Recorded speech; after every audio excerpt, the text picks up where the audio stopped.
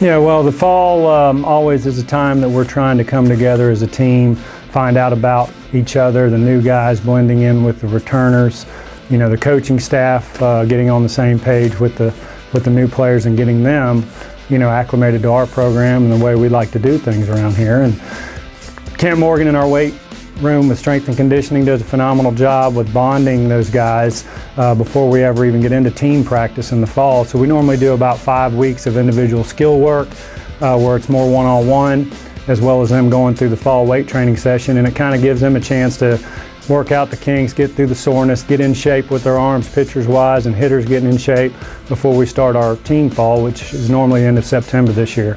We went through the end of October, had a scout day, had a couple scrimmages against 2 junior college teams, and the team really did well. I like the chemistry of this team. We've had a good fall, and we have a lot of returners back, and that leadership was really evident this fall.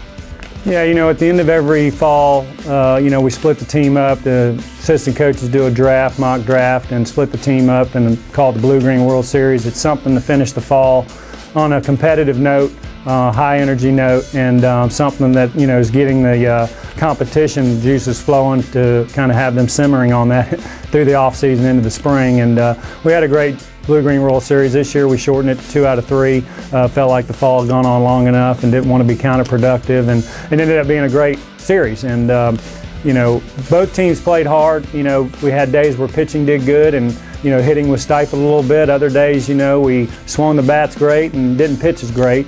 I think it came down to Justin Bennett's team winning a close edge game over Brandon Brewer's team. But I think the teams were very well evenly matched. It was just a matter of who came up with the big hits, and some of the returning guys with experience came up with some big hits, and that's kind of how it prevailed. And we were proud of their way they went about their business, and we try to remind them of that, and playing like professionals, but also playing with the privilege of getting to play college baseball is something they shouldn't take advantage of. And so let's give a great effort every time, and I think they did that.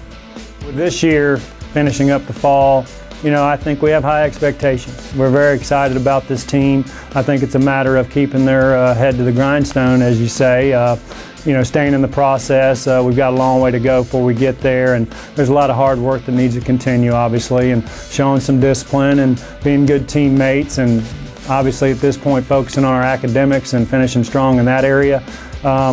And we'll see where it takes us, but I know that going into the spring they're going to have a lot of confidence in themselves, and we got to just make sure we stay out of the injury bug if possible, and play up to our potential. And as a coach, you just hope that you can get your players to do that and they don't underachieve, and I think this team's got a great shot at winning some championships somewhere down the road.